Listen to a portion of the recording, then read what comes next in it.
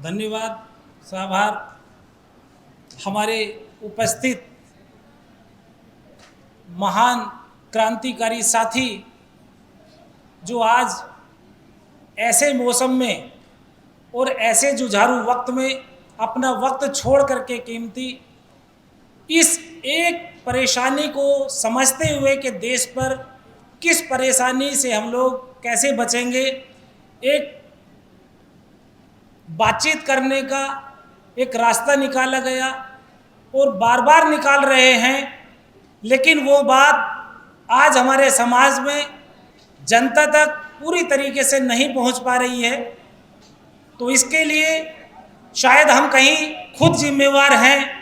आज हम लोग आज़ाद होते हुए भी मैं कहता हूं कि हम लोग आज़ाद नहीं हैं, क्योंकि कुछ हमारे ही बीच में, हमारे ही समाज में, हमारे ही बीच के हमारे ही लोग वो अपने चक्कर में कि मैं कैसे आगे बढ़ूं, मैं कैसे सूरमा बनूं, मैं कैसे मंच का मालिक बन जाऊं, मैं कैसे वहां पहुंच करके कैसे किस तरीके से आगे बढ़ जाऊं, बस एक छोटी छोटी आपस में एक दूसरे को नीचा दिखाने के लिए हम लोग लगे हुए हैं। और जब तक बाबा साहब ने जो कहा शिक्षित करो, संगठित करो, संघर्ष करो के नारे को हम लोग अपने अंदर अपने सीने में नहीं बसाएंगे, शायद हम लोग फेल होते रहेंगे।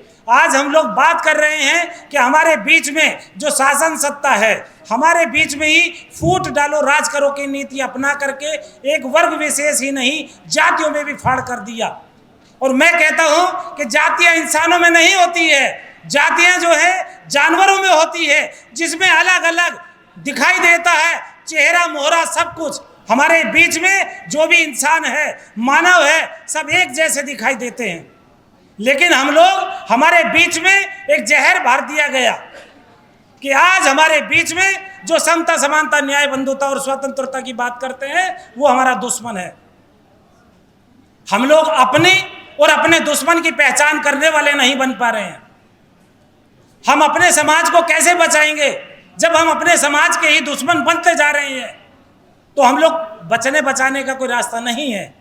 आप और हम लोग यदि इस मुद्दे को लेकर के, जैसे अभी मेरे दोस्त आए, मेरे भाई आए, क्रांतिकारी ना बिना जिसको आंखों से नहीं दिखाई देता, उनके अंदर इतना जज्बा कि हमारी आने वाली नस्लें गुलाम ना बन जाए, वो अपनी कविता के माध्यम से हमें जगाने का काम करते हैं। आज हमारे पास में हाथ भी हैं, आंख भी है, नाक भी है, मुंह भी है, दिमाग भी है, सब कुछ होते हुए भी आज हम लोग एक दूसरे की मदद नहीं कर रहे। आखिर ऐसा कब तक होगा? हम लोग अपने बारे में ना सोच करके अपनी आने वाली नस्लों के बारे में सोचेंगे, तब जाकर के हम लोग कुछ कर पाएंगे। हमने तो जिंदगी जी ली, या पता कुछ नहीं कब क्या हो जाए, लेकिन जो आने वाली नस्लें हैं उनके लिए सोचना और समझना होगा।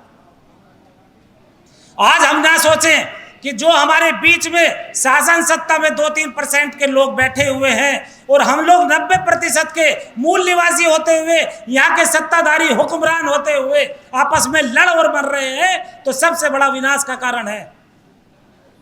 आज हमारे बीच में एससी समाज, ओबीसी समाज जो शासन सत्ता में सर्वोच्च पदों पर भी बैठे हैं, वो आवाज निकलने के लिए मौन बैठे हुए हैं। गांधी जी के 3 बंदर बन गए हैं हम लोग। उन बंदरों को एक मौके से परास्त करना होगा, तब जाकर के हम आगे बढ़ पाएंगे। उसके लिए एससी, एसटी, ओबीसी हम लोगों को जागना होगा, माइनॉरिटीज को जागना होगा। हम मिले हैं, हम मिलाएंगे, तब जाकर के ये आप अपनी भावना बनाएंगे, तब जाकर के कुछ होगा। ये स्लोगन बहुत बढ़िया लिखा है कि एक रहेंगे तो हक लेके रहेंगे और बटेंगे तो हमारे हिस्से खाए जाएंगे। कितना बढ़िया स्लोगन है, लेकिन हम लोग जब तक अमल करने वाले नहीं बनेंगे तो शायद हम मार खाते रहेंगे। क्या मार खानी सबको पसंद है? तो हाथ क्यों नहीं उठा रहे? हाथ है दोनों के।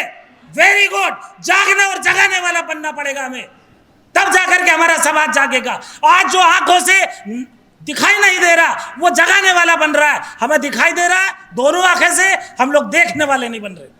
ना दिखाई देने वाले बन रहे। ऐसा क्यों? क्योंकि दुश्मन ने हमारे ऊपर जाल पे जाल, षड्यंत्र पे षड्यंत्र बिछाए जा रहा है।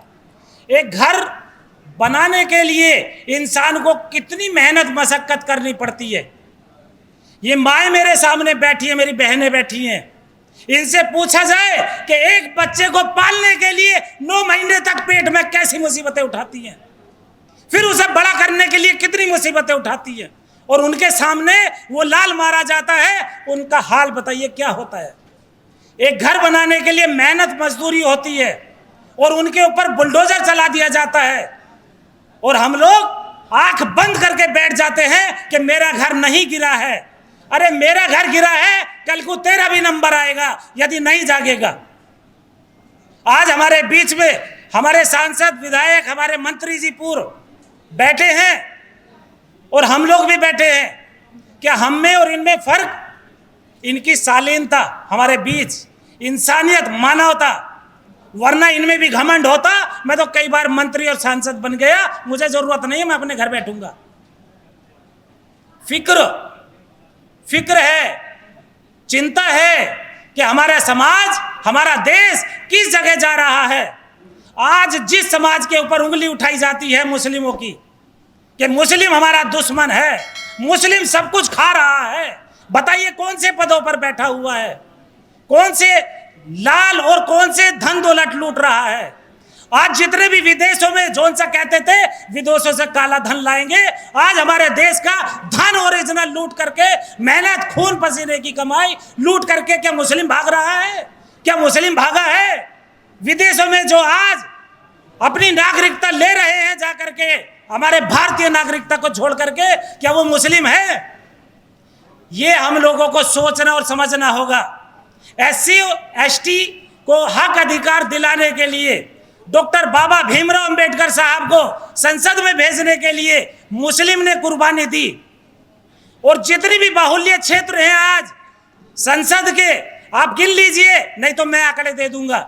मुस्लिम बाहुल्य क्षेत्रों में भी SC समाज के जीत करके जाते हैं, और मुस्लिम एक देखता नहीं है कि कौन है कौन नहीं है, एक धड़ा वोट देते हैं। देते हैं नहीं देते हैं? तो इसीलिए मुस्लिम की जब तक हम लोग चिंता नहीं करेंगे, जो मुस्लिम बने हैं वो कोई बाहर से नहीं है, वो विचारधारा है कि हम लोग एक खुदा एक भगवान को मानने वाले हो गए और दूसरा वर्ग वहीं रह गया। तो उसको काटने के लिए मुस्लिम ने अपनी विचारधारा पे लगा हुआ है, लेकिन मुस्लिम को इसलिए दुश्मन बना करके चलाया जाता है कि ये हमसे मानने वाला नहीं है, ये तो आंदोलन करके अलग हो गया। जब अलग हो गया तो है तो हमारा ही टुकड़ा। हमारे 2 हाथ हैं, एक दाहिना एक बायां। यदि 2 हाथ क्यों होते हैं, कोई बतलाएगा?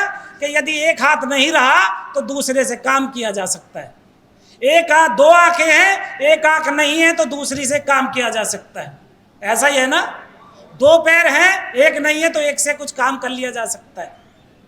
आज वही हिस्सा बौद्ध, लिंगायत, मुस्लिम, सिख, ईसाई कोई बाहर का नहीं है मेरे भाई, सब यही हैं। हम लोगों को जातियों में बांट करके सबका हक अधिकार छीनने का काम एक ही वर्ग विशेष का काम कर रहा है। और यदि DNA से भी देखा जाए तो वही साबित होगा कि वही विदेशी है। इसलिए हमें अपने और अपने समाज की चिंता करनी होगी। मुस्लिम को सेपरेट इलेक्टोरेट के लिए हम बात करनी होगी। आज यदि गोवा में जाते हैं तो कितने 3-4 लाख वोटों पर एक सांसद बन जाता है। यदि उत्तर प्रदेश में जाते हो तो 24-25 लाख पे एक सांसद बनता है। तो विकास होगा क्या ऐसे? हमारे समाज में एक जहर घोला जाता है हिंदू मुस्लिम का, और हमारे हक अधिकार छीन लिए जाते हैं। SC ST की तरह से अनुच्छेद 341 के तहत जो मुस्लिम बने हैं SC ST के लोग, क्या उनको हक अधिकार नहीं मिलना चाहिए? बतलाएं सभी लोग, मिलना चाहिए नहीं? तो आपको जब तक आवाज नहीं उठाएंगे तो मुस्लिम समाज से कैसे उम्मीद करेंगे कि वो हमारी लड़ाई लड़े? फिर भी लड़ता है। तो हमें इसीलिए SC ST के लिए 2 वोट का अधिकार की लड़ाई लड़नी होगी। और जो अपने आप को शूद्र कहते हैं वो शूद्र हैं, लेकिन वो अपने आप को मानते नहीं हैं, वो मानते हम सवर्ण हैं। तो उनकी तो बात ही करनी अलग है। जबकि उन्हें टोटी चोर भी बना दिया जाता है, उनका घरों को गौमूत्र से साफ कराया जाता है, लेकिन फिर भी नहीं समझते हैं। कब समझेंगे? हमें लड़ाई लड़नी होगी मानवता की, इंसानियत की, सबके हक अधिकार की, तब जाकर के उद्धार होगा। अपने आने वाली नस्लों को बचा लो, तब जाकर के हम लोग सोचने और समझने वाले होंगे। आदाब, जय भारत, जय संविधान दोस्तों।